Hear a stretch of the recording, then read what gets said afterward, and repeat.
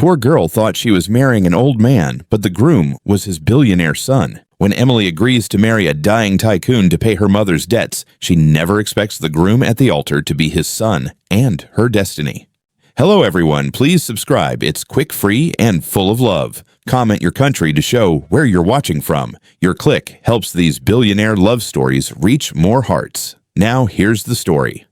Emily Carter had lived her whole life in the quiet neighborhoods of South Boston. At 27, she worked double shifts at a small nursing home that always smelled like coffee and disinfectant. Her mother had passed away last winter, leaving behind hospital bills that no paycheck could cover. Most days, Emily woke up before sunrise, made instant oatmeal, and whispered to her mom's photo, "I'll figure it out, okay?" Boston mornings were cold that week, the kind that made the sky look silver. She walked to work with her coat buttoned to her chin, her sneakers squeaking on wet pavement. Inside the nursing home, life went on the same, the hum of machines, the shuffle of wheelchairs, and the soft voice of patients asking for water or stories. But that morning was different. A man in a navy suit was waiting by the front desk, his shoes too polished for this place. He introduced himself as Richard Grant, personal attorney to Mr. Henry Blackwood. The name made Emily blink. Everyone in Massachusetts knew that name. Blackwood was the billionaire who built half the city's parking lots and owned the tallest building in downtown Boston. Richard's tone was calm, professional, almost rehearsed. "Mr. Blackwood is looking for a private caretaker," he said, handing her a card embossed in gold letters. Emily looked down at it, confused. "Why me?" "You came highly recommended," he replied. "Mr. Blackwood prefers someone kind but discreet."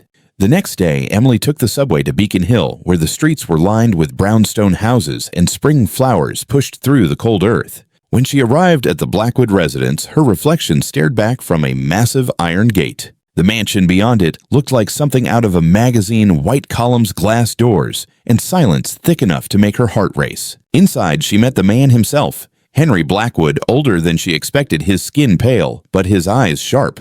He studied her quietly, then smiled faintly. "You look like someone who still believes in people," he said. Emily tried to smile back. "Some days I do." Henry nodded slowly. "I'm old, Miss Carter, and dying, apparently.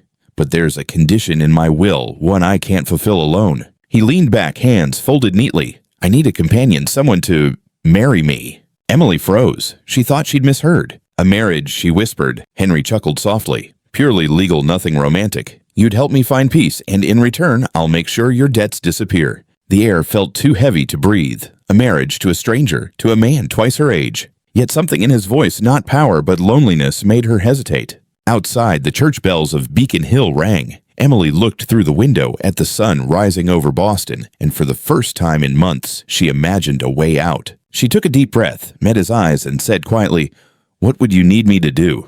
The wedding was set for the first Sunday in April. Emily still couldn't believe she had agreed. Each night, she lay awake in her small apartment, staring at the ceiling, wondering if she had just traded her future for a check with too many zeros. When the day came for her first dress fitting, the sky over Beacon Hill was a soft gray, the kind that promised rain but never delivered. She stepped out of a taxi holding the simple cream invitation that had arrived with the attorney's note. Inside the mansion, everything smelled like roses and wealth. The housekeeper led her into a sunlit room where fabrics and lace were draped across a long table. "Mr. Blackwood isn't feeling well today," the housekeeper said kindly, "but his son will be overseeing the arrangements." Emily's heart stuttered. His son. Before she could ask more, a door opened. A tall man in a dark gray suit stepped in, his expression unreadable. Liam Blackwood. She had seen his face before on business magazines, on billboards, on news screens, talking about real estate and power. He looked younger in person, but colder, like someone who didn't waste time on small talk or second chances.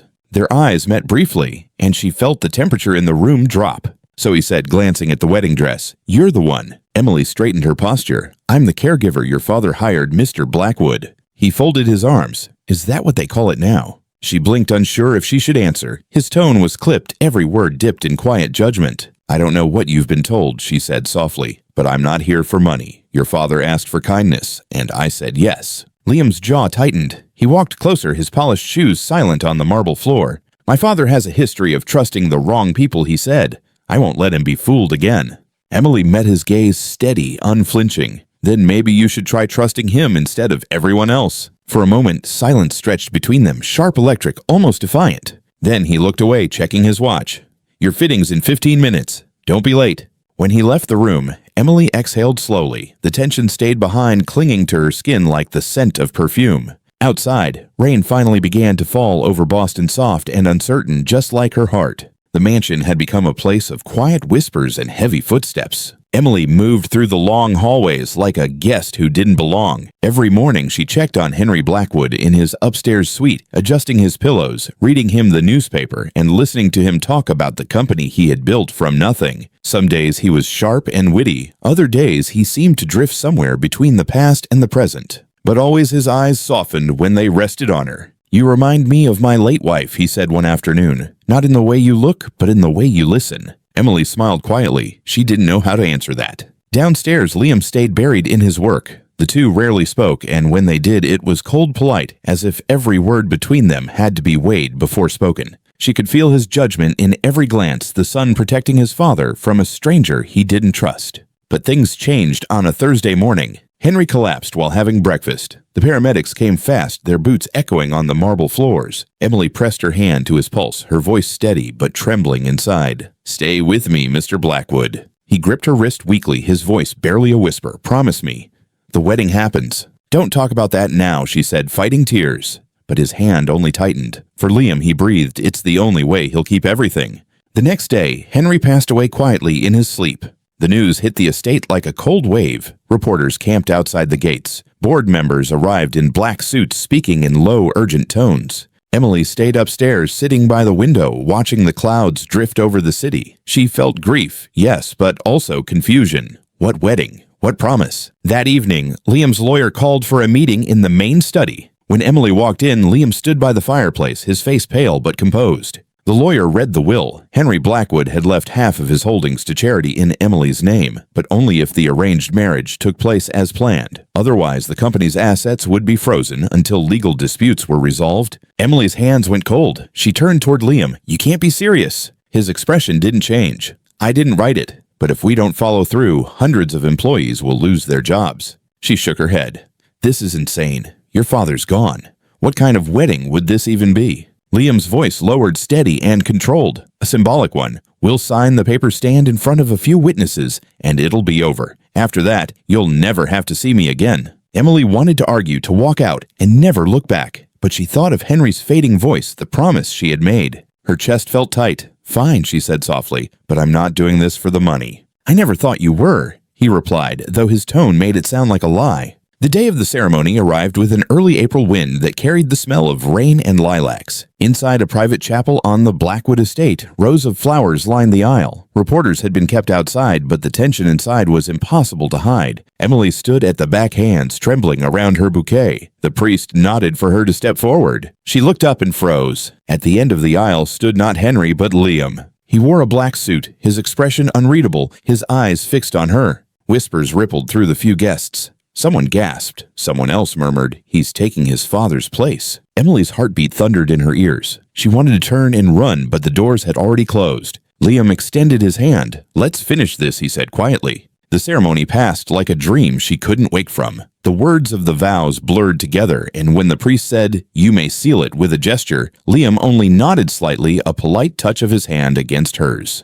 The applause was soft, uncomfortable. As the music faded, Emily looked at the man beside her, a stranger bound to her by paper and duty, and wondered what kind of promise she had just made. Outside, the first drops of rain fell over Boston as if the sky itself was unsure how to feel. The mansion felt too big for two people who barely spoke. Every sound seemed to echo the closing of doors, the clink of silverware, the steady tick of the old grandfather clock in the hallway. Emily stayed in the guest wing, far from Liam's office. She spent her mornings watering the plants in the glass atrium, and her evenings writing letters she never sent. She wasn't sure what her life had become. On paper, she was Mrs. Blackwood. In reality, she was a quiet stranger living in someone else's shadow. Liam left early every morning, returning late at night. Their paths only crossed when the housekeeper brought dinner to the same table. They ate in silence, two people sharing space, not a life. Until one night, the silence finally cracked. Emily was making tea in the kitchen when Liam walked in, still in his suit, his tie loose, his face tired. She hesitated, then handed him a cup. "It helps with long days," she said. He stared at it for a moment, then accepted it. "Thanks," he murmured, his voice lower than she expected. For a long time, neither spoke. The only sound was the rain tapping against the tall kitchen windows. Finally, Liam said quietly, "My father liked chamomile too. Said it reminded him of calm days." Emily looked up surprised. "I didn't know that." He nodded. "You wouldn't. He never told anyone much." She studied his expression, the way his eyes softened when he talked about his father. It was the first time she saw something other than steel in him. That night, when she returned to her room, the loneliness didn't feel as sharp. The next morning, the city woke to sunshine. Emily decided to bake muffins, a small habit she had kept from her mother. As she set the tray on the counter, the sweet smell filled the air. Liam walked in again holding a stack of folders. He stopped, half amused, half uncertain. "Are we celebrating something?" She smiled softly. "No, just life." He exhaled a short laugh, the first real one she'd heard from him. "Well, that's new around here." They ate in quiet, but this time it felt different, not cold, just gentle. For the first time since the wedding, the house didn't feel haunted. Later that week, Emily found herself wandering into the music room. A grand piano sat in the center dust on its keys. Her mother had taught her a few songs long ago, and before she knew it, her fingers were moving again, slow and unsure. The melody floated softly through the hallways, a tune about longing and forgiveness. When she finished, she heard footsteps behind her. Liam stood in the doorway, hands in his pockets. He didn't speak for a moment. Then he said quietly, "My mother used to play that song." Emily turned startled. "I didn't mean to intrude." He shook his head. "No, it's nice to hear it again." He lingered for a few seconds, then walked away, leaving the faintest trace of warmth behind. That night, Emily found a small card slipped under her door. It wasn't signed, but she knew the handwriting. "Thank you for bringing sound back into this house." She smiled for the first time in weeks. It wasn't love, not yet, but it was something tender, something real. And for a girl who had learned to survive on silence, that was enough for now. The warmth that had quietly grown between Emily and Liam was fragile like sunlight breaking through rain. She didn't realize how much she had come to depend on it. The quiet breakfasts, the short nods in passing, the rare moments when he almost smiled. The house no longer felt like a museum of silence. She filled it with small things, fresh flowers in the hallway music on Sunday mornings, and laughter from the kitchen staff who had begun to adore her kindness. Even Liam noticed. Once as he passed through the foyer, he said softly, "You've changed this place." Emily looked up from the vase in her hands. Maybe the house just needed a little noise. He gave a faint smile, the kind that made her heart skip. But peace in the Blackwood mansion was never built to last. The storm began with a single headline. On a Friday morning, Liam walked into his office to find a folded newspaper on his desk. Across the front page, in bold letters, were the words, "The Billionaire and His Caregiver, Bride, A Marriage for Money." Emily's photo was printed right below it. Her smile caught mid-laugh. The article told their story as if it were a scandal, painting her as a gold digger and him as a victim of his father's eccentric will. By noon, it was everywhere. TV anchors, gossip blogs, and even business networks were discussing the marriage arrangement. Liam's phone didn't stop ringing. The board demanded an explanation. Investors threatened to pull out. And somewhere beneath the anger, a deeper emotion stirred shame. That evening, he found Emily in the garden kneeling by the hydrangeas. Her hands were covered in soil, her expression calm, as if she didn't know the world was tearing her apart outside those gates. He held up the newspaper. "Did you do this?" Emily looked up confused. "Do what?"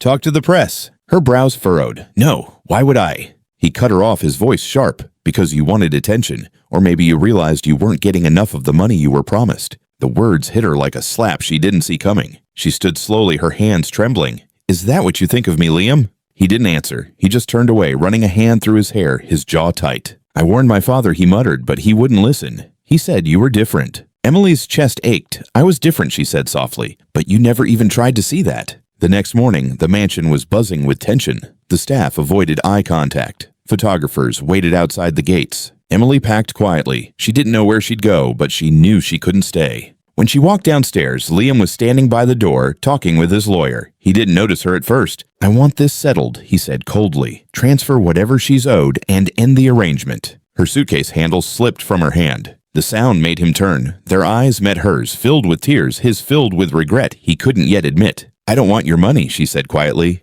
"I never did." "Emily?" But she shook her head. "Don't. You already said what you think of me." She walked past him, her steps echoing across the marble floor. At the door, she paused, took off the simple silver band on her finger, and set it on the table beside the vase of fading hydrangeas. "For what it's worth," she whispered, "your father believed in you too." Then she left no driver, no farewell, just the soft sound of the door closing behind her. That night, Liam sat alone in his office, the storm outside matching the one in his chest. He poured himself a cup of coffee, not whiskey this time, and opened the folder his assistant had dropped off hours earlier. Inside were the internal investigation results. The person who had leaked the story wasn't Emily. It was his own assistant, the same man who'd been selling information to the tabloids for months. Liam stared at the report until the words blurred. The truth hit him harder than any accusation could. He had destroyed the only good thing his father had left behind. Outside, the rain beat harder against the glass. He looked toward the empty garden where her flowers still stood under the storm and whispered, "I'm sorry, Emily." But there was no one left to hear it. The days after Emily left were quieter than any winter Boston had ever known. The Blackwood mansion, once filled with faint laughter and soft piano notes, returned to the stillness it knew best. Every sound echoed the drip of rain from the roof, the creak of the stairs, the rustle of papers in an office too big for one man. Liam kept working, but the work no longer made sense. He'd lost interest in board meetings and numbers on screens. Everything he built felt hollow without her small, grounding presence. He stopped drinking coffee for a while. It reminded him too much of her. But sometimes, late at night, he'd find himself brewing a cup anyway and always pouring two. One cup stayed untouched, growing cold beside the other. Across the river in Cambridge, Emily had returned to the nursing home where it all began. The staff welcomed her back with warm smiles and open arms. She said little about her time at the mansion. Most people already knew what the tabloids had said, but she didn't correct them.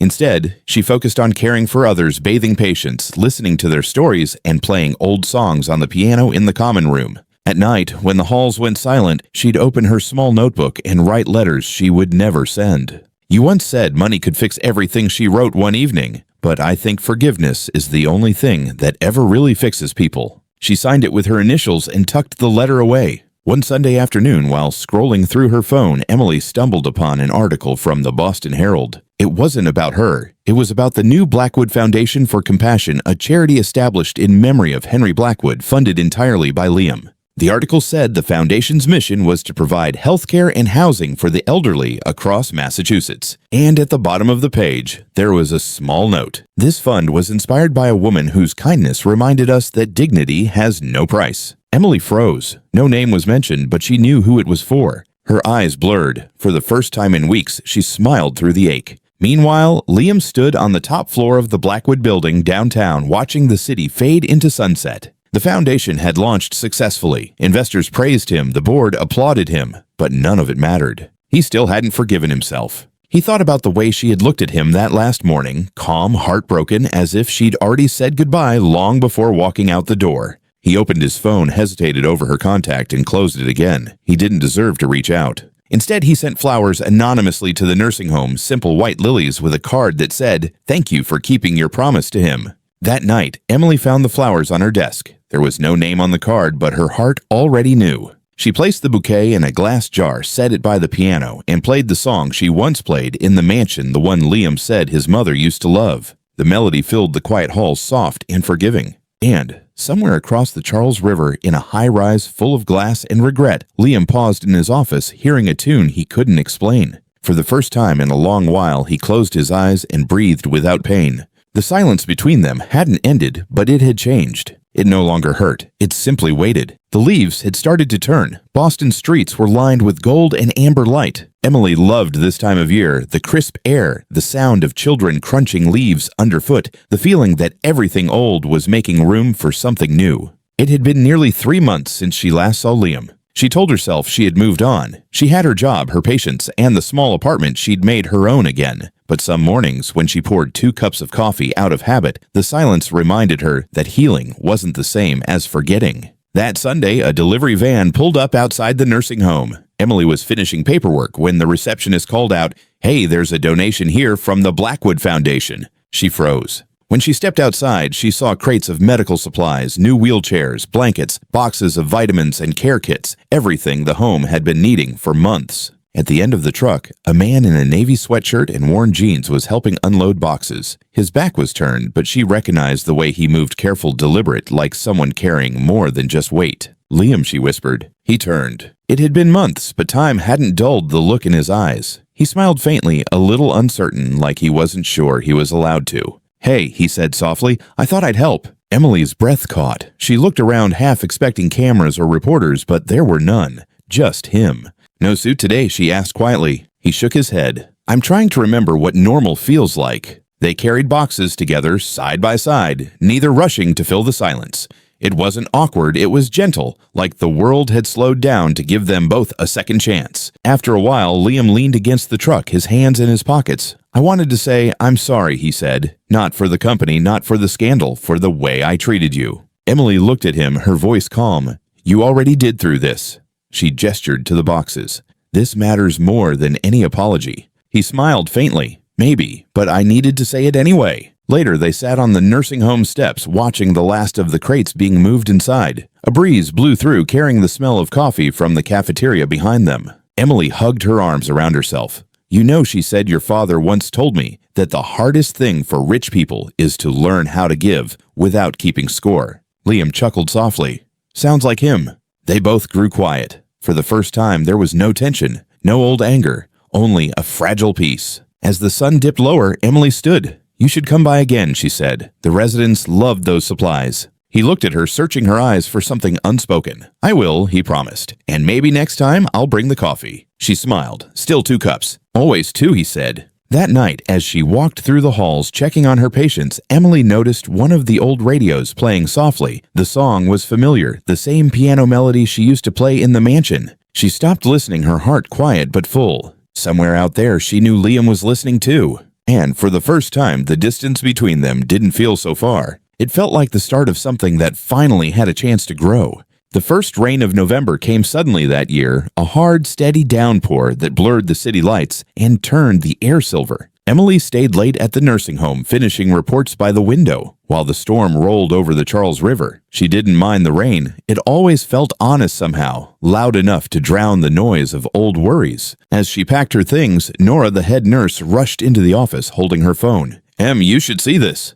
On the small screen, a local news segment played. It showed a small community center in South Boston, the one where Emily's patients often visited. The roof had collapsed under the weight of the storm. The report said it might close for good without immediate repairs. Emily's heart sank. That center had been the only place many seniors felt alive. She turned off the lights, grabbed her coat, and headed out into the rain. The next morning, the world was gray and soaked. Emily stood outside the damaged building, looking at the fallen beams and puddles, reflecting the dull sky. She sighed, already trying to figure out how to organize donations. But when she walked inside, she stopped in disbelief. The hall was filled with workers in bright yellow vests, hanging new lights, repairing walls, and sweeping debris. A man in a navy rain jacket stood in the center talking to a foreman. Even before he turned, she knew who it was. Liam. He looked different this time. No suit, no guarded expression. Just soaked hair, rolled sleeves, and a quiet determination she'd never seen before. "Liam," she called out. He turned his face, breaking into a smile that was small but real. "You weren't supposed to see this yet," he said, stepping closer. "I wanted it to be a surprise."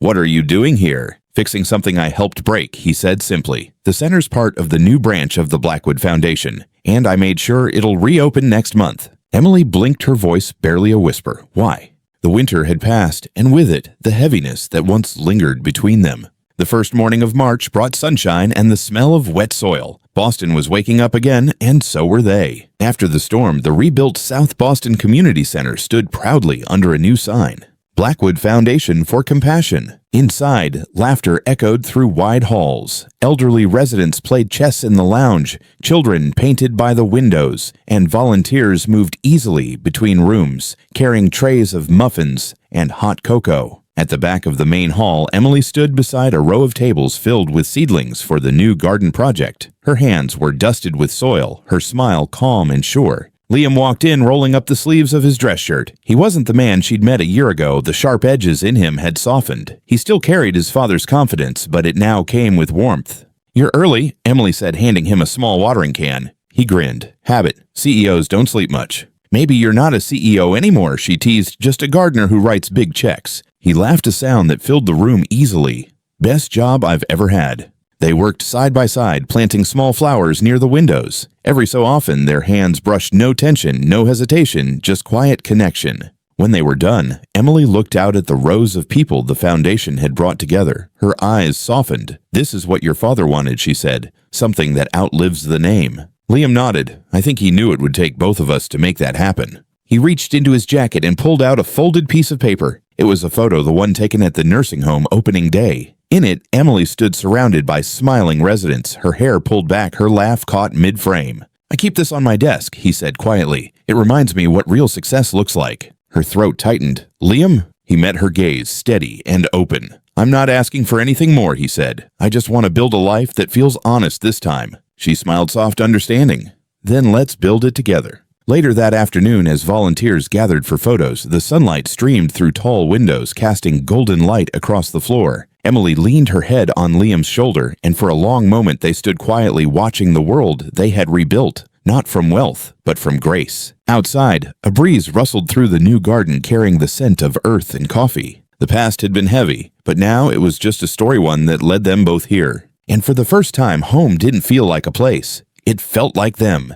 Morning sunlight spilled across the quiet kitchen, touching everything with a soft golden glow. Emily moved easily through the space, wearing one of Liam's oversized shirts, her hair tied loosely at the back. The scent of fresh coffee filled the room. Outside, the city stretched awake Boston, breathing in the promise of another spring. She set 2 mugs on the table, a habit that had never left her. No matter where life took them, there were always 2 cups. Moments later, Liam walked in, still adjusting the sleeves of his shirt. His tie hung undone around his neck, his smile easy and unguarded. Still up before sunrise, he asked, reaching for the coffee pot. Old habits, she said, handing him a mug. Besides, it's the only quiet hour I get before the world starts calling you again. He chuckled, taking a sip. The world can wait. They sat together at the small table by the window that overlooked Beacon Hill, the same window where she'd once wondered if love could really start from something broken. Now it didn't feel broken at all, it just felt real. A few blocks away, the Blackwood Foundation for Compassion was opening its second branch. Emily had agreed to serve as director while Liam handled the business side. They worked together not as a contract, but as a team. That day, after a short breakfast, they walked down the cobblestone street, hand in hand. At the entrance of the new community center, a group of seniors waited outside with flowers, smiling as the couple arrived. Mrs. Blackwood, one of them, called out, "You made it happen again."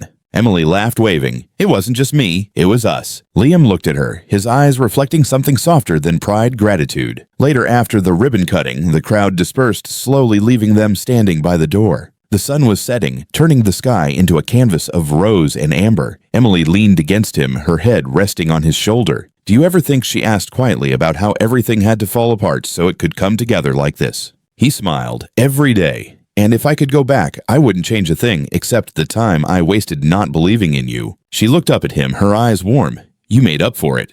He reached for her hand, their fingers intertwining easily. No, he said. You made us possible. The evening breeze carried the smell of coffee from a nearby cafe. Emily smiled. Still 2 cups, she teased. Always 2, he whispered. They stood there a while longer, watching the lights flicker on in the city below, the same city that once witnessed their mistakes, now glowing with their redemption. As the camera would fade in that moment, a gentle narration would rise. Sometimes love doesn't start with a kiss or a promise, or even the right beginning. Sometimes it starts with forgiveness, the quiet kind that teaches us how to stay. If this story touched your heart, remember to subscribe for more tales of love loss and second chances, because somewhere in every broken story, there's always a way back to the light.